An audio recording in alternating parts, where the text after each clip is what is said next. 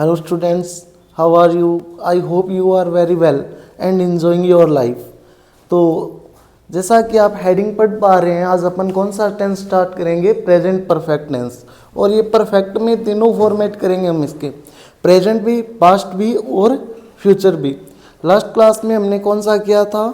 Continuous, present, past and future तीनों। और उससे पहले वाली क्लास में कौन सा टेंस किया था? इंडेफिनेट। उसमें भी प्रेजेंट, पास्ट और फ्यूचर तीनों कंप्लीट किए थे। तो आज की क्लास अपन स्टार्ट करते हैं। First, present perfect tense. इसकी जो आइडेंटिफिकेशन होगी, पहचान जो होगी, वो क्या होगी? लास्ट में क्या मिलेगा आपको? चुका है, चुकी है या फिर चुके हैं, ये मिलेगा। इसके बाद में इसके बात करते हैं स्ट्रक्चर की। स्ट्रक्चर में क्या है? जो अफर्मेटिव की स्ट्रक्चर है, इसमें स्टार्टिंग में सब्जेक्ट और इसके अंदर जो हेल्पिंग वर्ब यूज होगी वो क्या यूज होगी? हैज या हैव यूज होगी। और हेल्पिंग वर्ब के जस्ट बाद मेन वर्ब की थर्ड फॉर्म यूज होगी। इसके बाद ऑब्जेक्ट और फिर extra information. Next, negative. Negative में क्या होगा कि जो अफर्मेटिव सेंटेंस था और यहाँ पर क्या नेगेटिव, नेगेटिव में नोट लगेगा, बट किसके बाद लगेगा?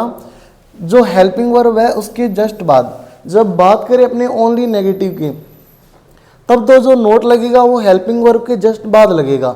लेकिन बात करें अपने इंटेरोगेटिव नेगेटिव की या फिर क्या WH इंटेरोगेटिव नेगेटिव की, तो तब जो नोट लगेगा वो किसके बाद लगेगा? सब्जेक्ट के बाद लगेगा। तो यहाँ पर ओनली नेगेटिव है तो नोट किसके बाद लगा है? जस्ट हेल्पिंग वर्ब के बाद लगा है।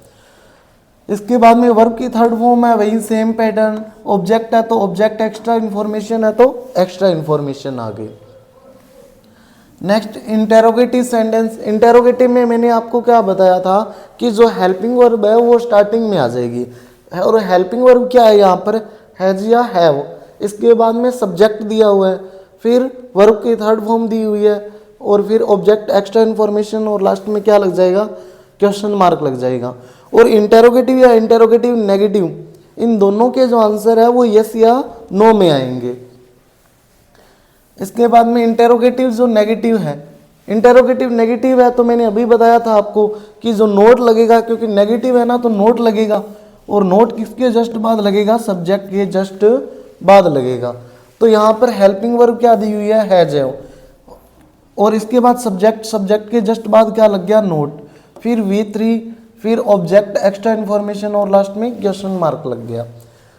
इसके बाद में WH वर्ड की बात करते हैं तो इसमें होता कुछ नहीं है, स्टार्टिंग में WH वर्ड आ जाता है और इंटेरोगेटिव सेंटेंस जो स्ट्रक्चर थी वो सेम यूज होगी। लेकिन इसका जो आंसर है वो यस या नो में नहीं आता, बल्कि इसको पूरा एक्सप्लेन करना पड़ता है। तो यहाँ पर स्टार्टिंग में क्या लिखा? WH word. इंटेरोगेटिव की कॉपी करता आगे तो हेल्पिंग वर्ब वही है स्टार्टिंग। इसके बाद क्या आ गई? हेल्पिंग वर्ब हैज है प्लस सब्जेक्ट प्लस वर्ब की third form plus object, extra information और क्वेश्चन मार्क यूज हो गया। इसके बाद में बात करते हैं WH word. WH word interrogative negative sentence. तो ये क्या WH वर्ड की कॉपी होगा, बट नेगेटिव है ना, इंटेरोगेटिव नेगेटिव, तो नोट किसके बाद लगेगा? सब्जेक्ट के जस्ट बाद नोट लग जाएगा। तो यहाँ पर क्या है? नोट लग गया, वही है। WH वर्ड यहाँ था, यहाँ भी WH word. Helping verb has है, यहाँ भी हैज है। सब्जेक्ट है तो सब्जेक्ट, बट क्या हुआ? डिफरेंस क्या आ गया? वहाँ पर नोट नहीं था, यहाँ नेगेटिव होते ही नोट लग गया।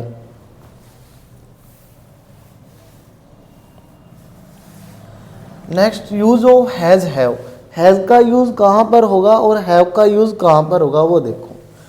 तो हैज जो है उसके लिए सब्जेक्ट क्या होना चाहिए? ही, सी, इट, नेम, या फिर क्या होना चाहिए? Singular noun. यानी यहाँ तो क्या सिंगुलर सब्जेक्ट होना चाहिए, या ही, सी, इट, नेम, ये भी क्या सिंगुलर है।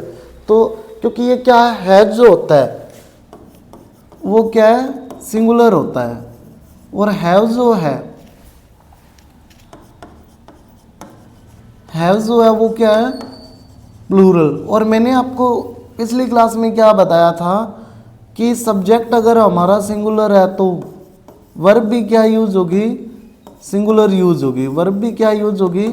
सिंगुलर। और सब्जेक्ट अगर हमारा प्लूरल है तो वर्ब भी क्या यूज होगी? प्लूरल यूज होगी। तो यहाँ पर क्या है? हैव। और हैव के साथ क्या? आई। सब्जेक्ट क्या होना चाहिए? आई, वी, यू, दे, नेम्स, या फिर क्या है?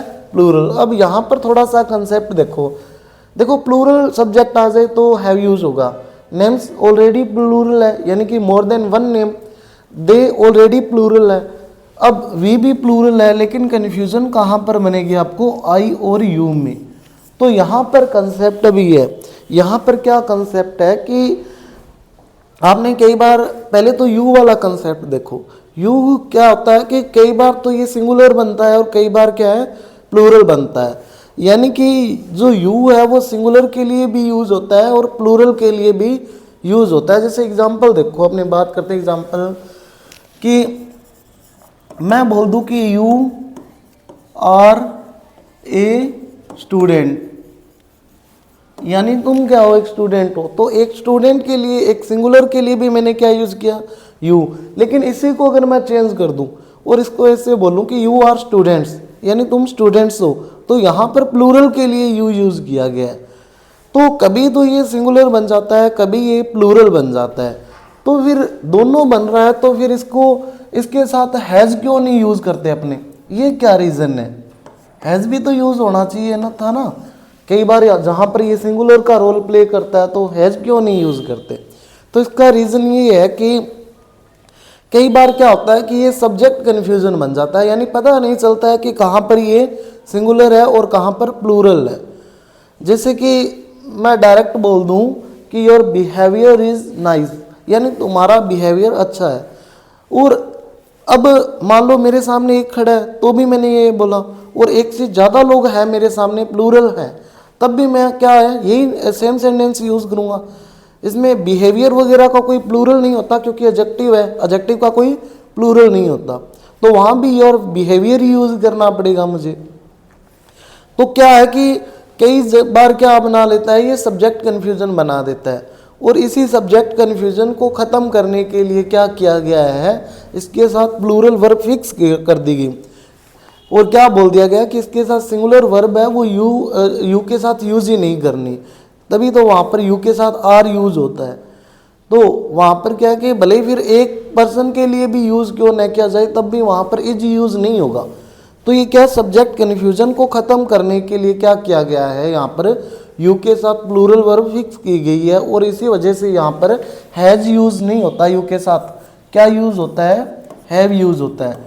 चलो मान लिया यू के साथ तो सब्जेक्ट कन्फ्यूजन थी, ये कभी सिंगुलर का रोल प्ले करता है तो कभी प्लूरल का, बट आई मीन्स मैं, और मैं अकेला हूँ, आई सिंगुलर, तो इसके साथ क्या मजबूरी थी, इसके साथ अपन फिर हैव क्यों यूज करते हैं, हैज क्यों नहीं यूज करते, जबकि ये क्या है सिंगुलर है, बट अपने साथ वर्ब जो है वो प्लूरल क्यों ले रहा है ये।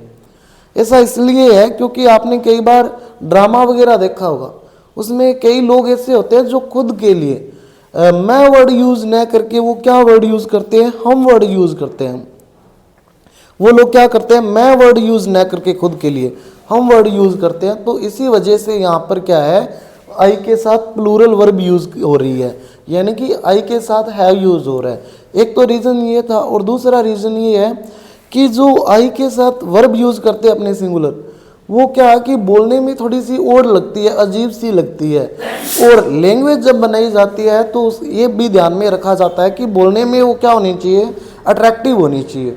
अब बोलने में वो अट्रैक्टिव होनी चाहिए, तो क्या किया गया फिर यहाँ पर थोड़ा सा वेरिएशन किया गया, चेंज किया गया, और उसके साथ क्या की गई फिर प्लूरल वर्ब फिक्स की गई।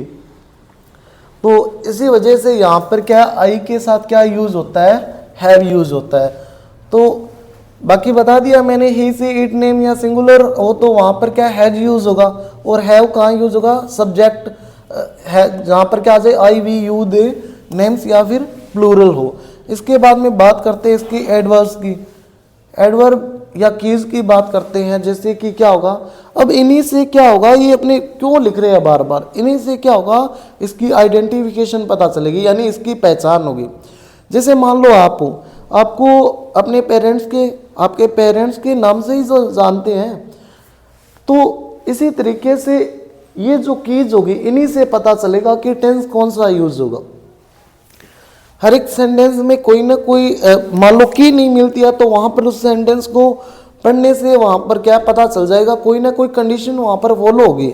लेकिन कई ऐसे होते हैं जहाँ पर क्या होता है कि सेंटेंस के अंदर कीज दे देता है, तो उससे क्या हो जाता है, इजी हो जाता है आइडेंटिफिकेशन करना पे। तो इसी तरीके से यहाँ पर भी कुछ कीज है इस टेंस की, जैसे नेवर होगी, अप टू नाउ होगी, एवर होगी, अप टू डेट होगी, सो फार होगी, सून होगी, या फिर सो ऑन होगी, येट होगी, अनटिल होगी, लेटली होगी, रिसेंटली होगी, ऑलरेडी होगी, या फिर जस्ट होगी, now, during the last few, या फिर क्या है वीक, अब ड्यूरिंग द लास्ट वीक, ये वीक आएगा यहाँ, मंथ, और यहाँ पर क्या आ जाएगा, ईयर आ जाएगा। यहाँ पर टाइपिंग मिस्टेक है, ईयर की बजाय ईयर आ जाएगा। इसके बाद में मंथ आ जाएगा, यहाँ सेवरल टाइम्स, ये इसकी क्या रहेगी, केस रहेगी, जिससे पता चलेगा कि ये परफेक्ट प्रेजेंट परफेक्ट टेंस है। अब बात करते हैं इसके एग्जाम्पल की।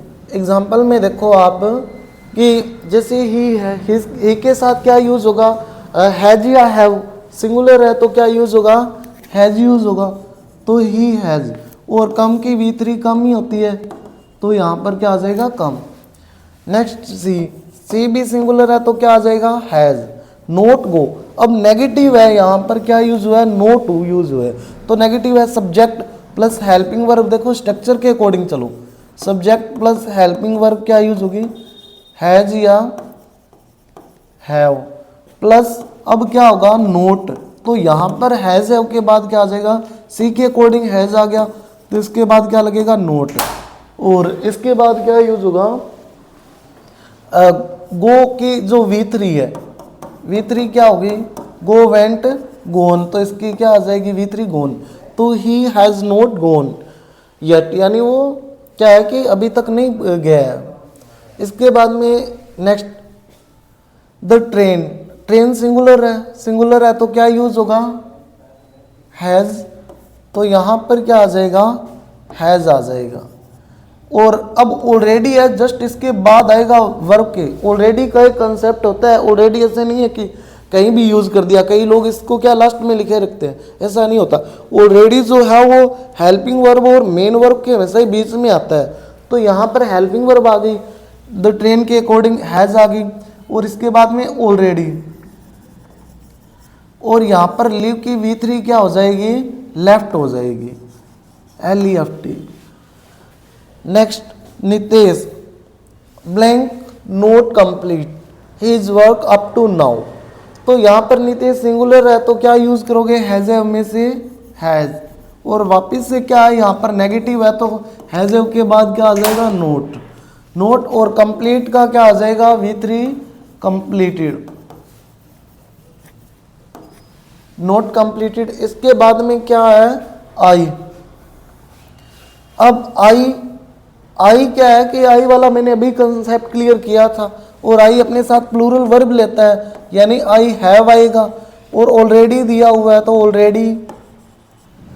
Next do did done, do की V3 क्या हो जाएगी, डन, तो I have already done my work, यानी मैंने पहले ही क्या है, अपना वर्क कर लिया है। Next example, she blank visit the Taj Mahal, she blank visit the Taj Mahal several times, यानी उसने कई बार क्या है, जो ताजमहल को विजिट किया है। तो अब यहाँ पर सी है तो सी सिंगुलर है तो क्या आ जाएगा, हैज, और विजिट का visited V3। Next doctor, blank go to hospital just, यानी अभी अभी जो डॉक्टर है वो हॉस्पिटल गया है।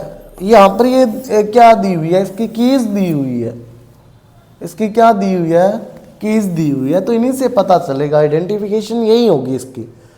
तो यहाँ पर डॉक्टर सिंगुलर है तो क्या आ जाएगा, हैज, और गो की V3 गो वेंट गॉन, तो ये क्या हो जाएगी, इसकी V3 हो जाएगी।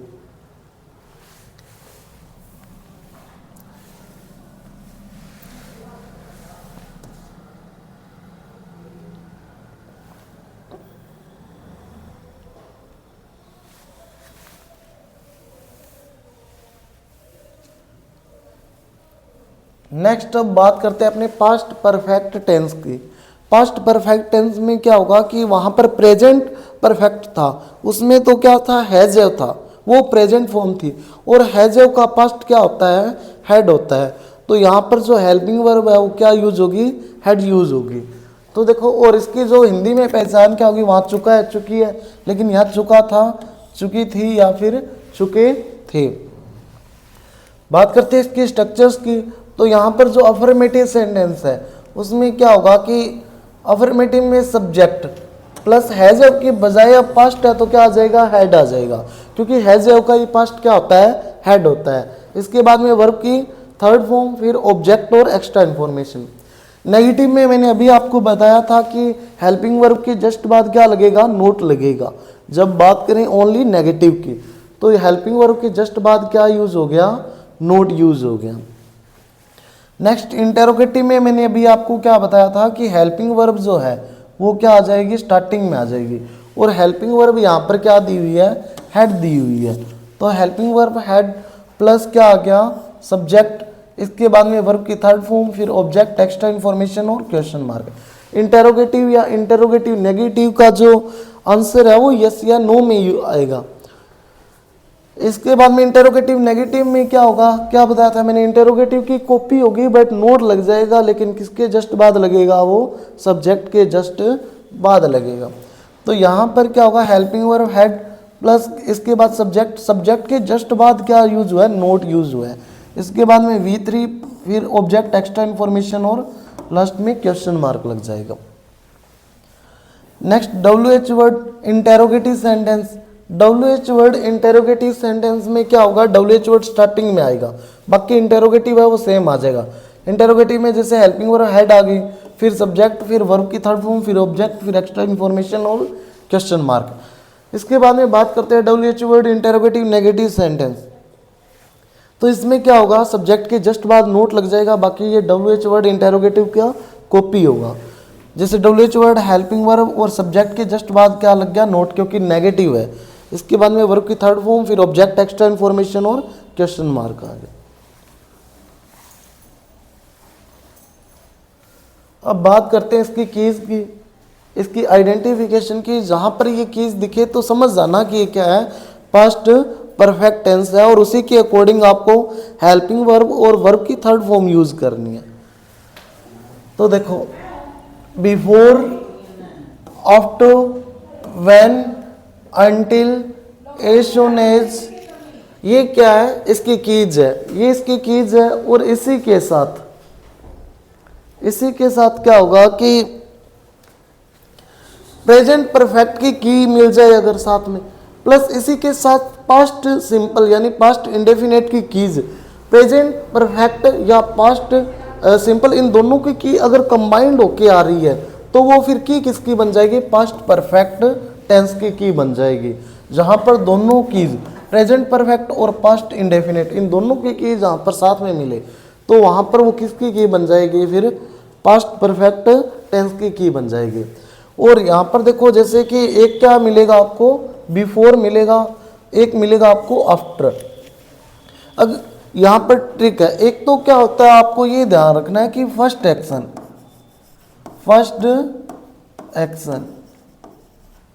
एक होता है सेकंड एक्शन।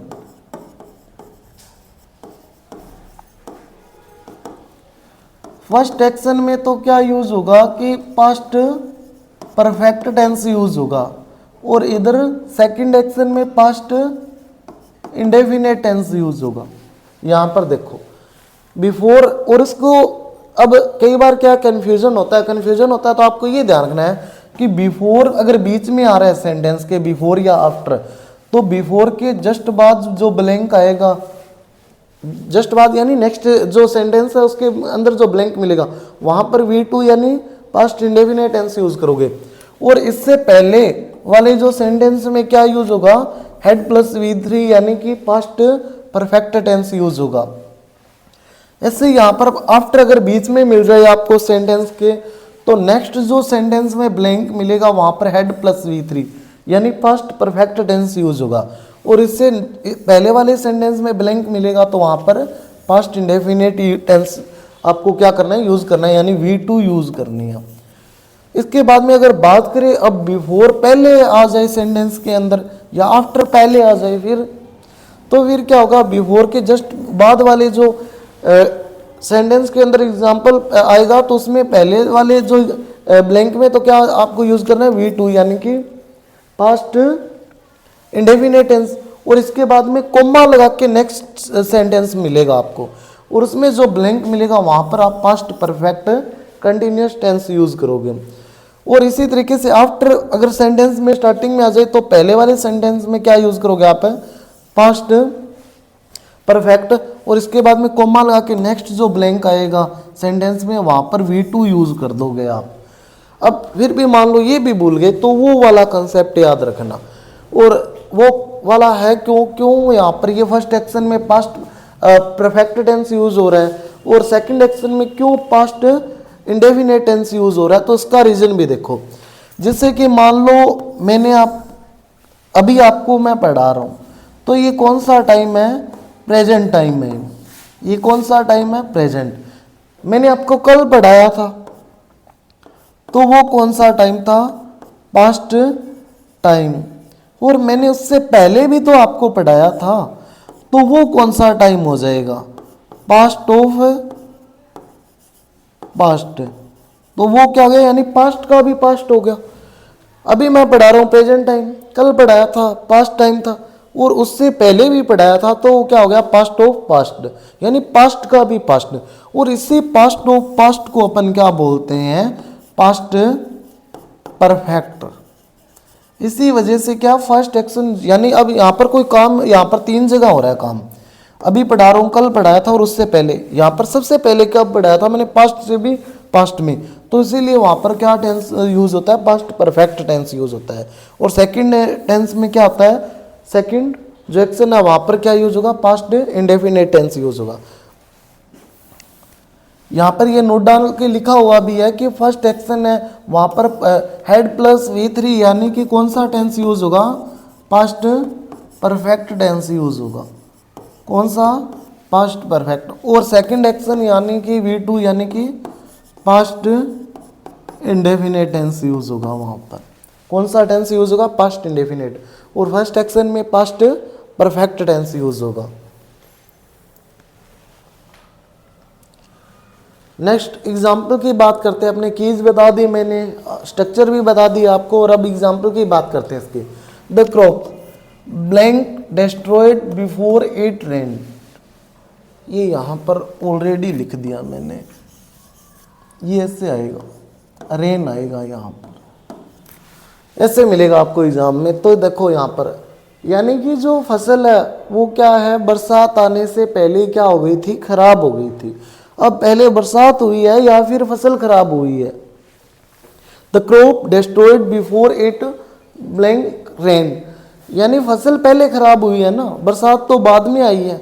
जो फर्स्ट एक्शन होगा वहां पास्ट परफेक्ट टेंस यूज होगा। तो पहले क्या हुई है, फसल बर्बाद हुई है, तो यहाँ पर पास्ट इंडेफिनिट और इसमें हेल्पिंग वर्ब क्या लगती है, हैड। और इसके बाद में डिस्ट्रॉय की V3 क्या होगी, डिस्ट्रॉयड।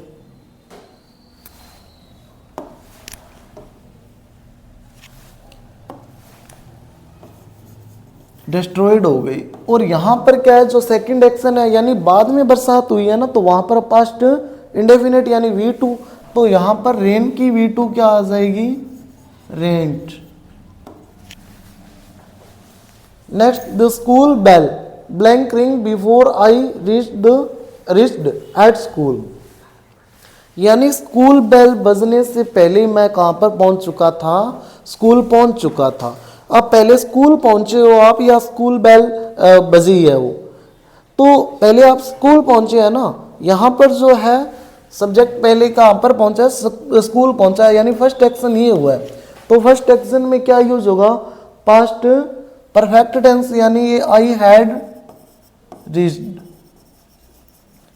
और इसके बाद में क्या यूज होगा, यहाँ पर पास्ट इंडेफिनिट यानी V2, रेंग यूज हो जाएगी, V2 रिंग रैंग रंग। इसके बाद में थर्ड एग्जांपल देखो। थर्ड एग्जांपल में I blank come after he blank go, blank already go. I blank come, I blank come after he blank already go. इसमें क्या है कि जैसे यहां पर क्या यूज किया था आपने, फर्स्ट जो आपको मैंने कंसेप्ट बताया था, क्या कंसेप्ट बताया था पिछली में स्लाइड में मैंने बताया था आपको कि यहां पर क्या था, जैसे आफ्टर बीच में आया है तो नेक्स्ट में क्या आएगा, हेड प्लस V3 एग्जाम्पल, यहां पर क्या आ जाएगा, हेड प्लस V3। यानी कि देखो यहां पर ऑलरेडी भी दी हुई है तो यहां से भी पता चल रहा है कि फर्स्ट परफेक्ट टेंस यूज होगा। तो ही हैड V3 और ऑलरेडी आएगी हेड और मेन वर्ब और ये हेल्पिंग वर्ब के बीच में आएगी और गो वेंट गोन। और यहां पर V2 क्या आ जाएगी, came. I came after he had already gone, यानी कि मैं आया और उसके बाद वो क्या है, पहले जा चुका था, लेकिन वो क्या है, पहले जा चुका था। इसके बाद में क्या कि मेरे आने के बाद वो क्या है, पहले जा चुका था। इसके बाद में next the present blank die, यहां पर पेशेंट है।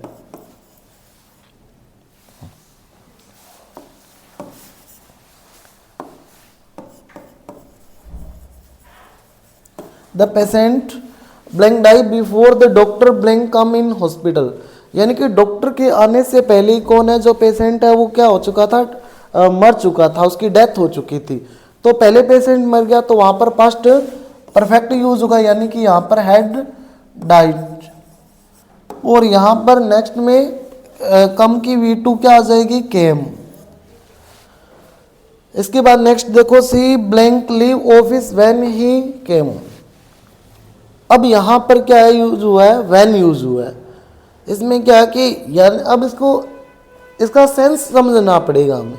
और सेंस कैसे समझेंगे कि she blank leave office when he came, यानी जब वो आया तो क्या है, वो पहले ही क्या है, ऑफिस छोड़ के जा चुकी थी। यहां पर थोड़ा सा चेंज कर लेना, यहां ऑलरेडी यूज कर लेना, आप ऑलरेडी लिख लेना।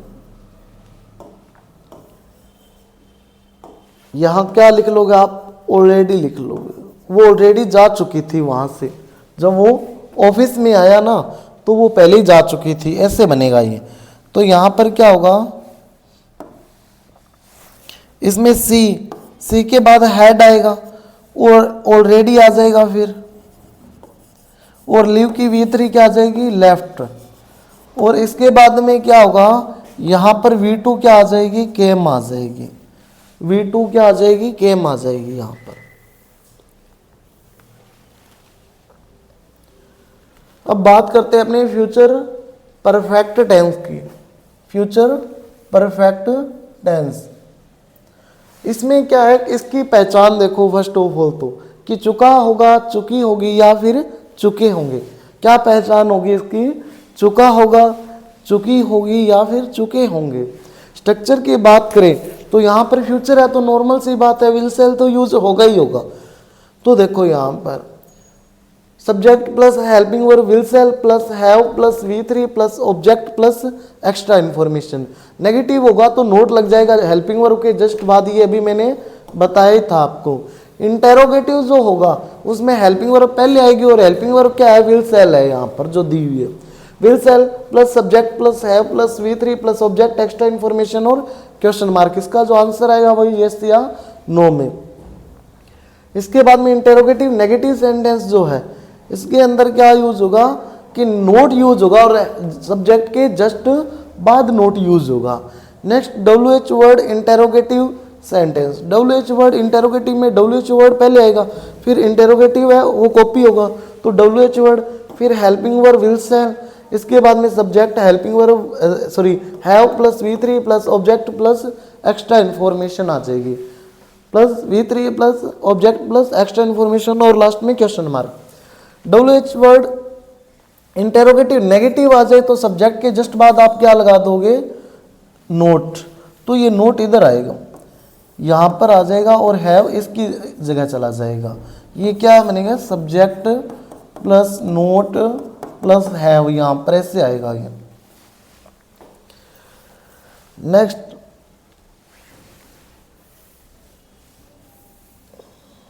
अब बात करते हैं इसकी कीज की। कीज क्या होगी, तो कीज में देखो जैसे एक तो बाय द एंड ऑफ मिल जाएगा आपको, या फिर फ्यूचर टाइम मिल जाएगा, बिफोर प्लस फ्यूचर टाइम मिल जाएगा, या फिर बाय प्लस फ्यूचर टाइम मिलेगा आपको।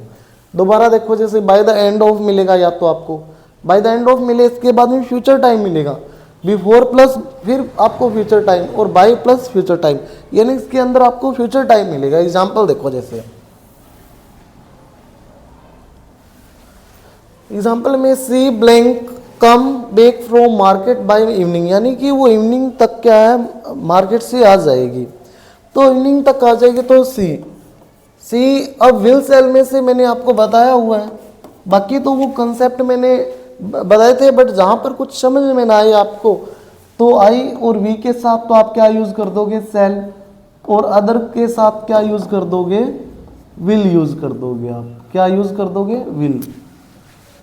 तो यहाँ पर क्या है सी, तो यहाँ पर क्या आ जाएगा सेल, सॉरी विल, क्या यूज होगा विल, क्या यूज हो गया यहाँ पर विल। और इसके बाद में क्या आएगा have, according to the structure चल रहा हूं मैं यहाँ पर, विल हैव, और इसके बाद में क्या आ जाएगा कम्स ऑलरेडी है, वो क्या है V3 है, ये क्या है ऑलरेडी V3 है, क्योंकि यहाँ पर देखो ये अफर्मेटिव है, और अफर्मेटिव की स्ट्रक्चर में आपको अभी क्या बता के आया हूँ कि अपने को क्या करना है, सब्जेक्ट प्लस हेल्पिंग और will shall plus have plus V3 plus object. तो यहाँ पर देखो यही तो है सब्जेक्ट, ये रहा, फिर हेल्पिंग वर्ब क्या आई हुए है विल या सेल, इसके बाद में क्या है हैव, और फिर क्या दिया हुआ है V3। तो इसी स्ट्रक्चर के अकॉर्डिंग मैं बना रहा हूँ। सब्जेक्ट यहाँ से आ गया, विल सेल में से के अकॉर्डिंग विल यूज हो गया, फिर हैव आ गया, और फिर V3 कम का कम ही होता है। ऐसे ये देखो ही विल, अब यहाँ पर क्या है नेगेटिव है, नेगेटिव होगा तो हेल्पिंग वर्ब के जस्ट बाद नोट लगेगा, बताया था मैंने नोट। इसके बाद में क्या होगा हैव फिनिश्ड, क्या आ जाएगा finished, will not have finished आ जाएगा। नेक्स्ट वी जो है इसमें क्या होगा कि वी के साथ सेल यूज होगा, अभी बताया था जस्ट मैंने, we shall finish, shall have finished, shall have finished आ जाएगा। इसके बाद में यहाँ पर देखो कीजिए बिफोर मंडे, मंडे से पहले, इसके बाद में यहाँ पर क्या आती है बाय इवनिंग, यानी कि इवनिंग तक, ये मंडे से पहले पहले ये काम है वो फिनिश हो जाएगा। इसमें क्या है we shall have finished this book by next month, यानी इस बुक को हम नेक्स्ट मंथ तक क्या कर देंगे फिनिश कर देंगे। Next by this time next year, कि इस टाइम तक अगले साल। I blank complete my target, कि मैं अपना जो टारगेट है उसे क्या कर दूंगा कंप्लीट कर दूंगा। तो आई है, आई के साथ क्या यूज होगा सेल, और हैव कंप्लीट का कंप्लीटेड, कंप्लीट का कंप्लीटेड, और ये पूरा नहीं है। इसके बाद में चलो ठीक है, आज की क्लास हम यहीं पे ख़त्म करते हैं, और आई होप आपको ये वीडियो है वो काफ़ी पसंद आया होगा, ये क्लास काफ़ी पसंद आई होगी आपको। और अगर पसंद आई है तो like and share and subscribe करना नहीं भूलें।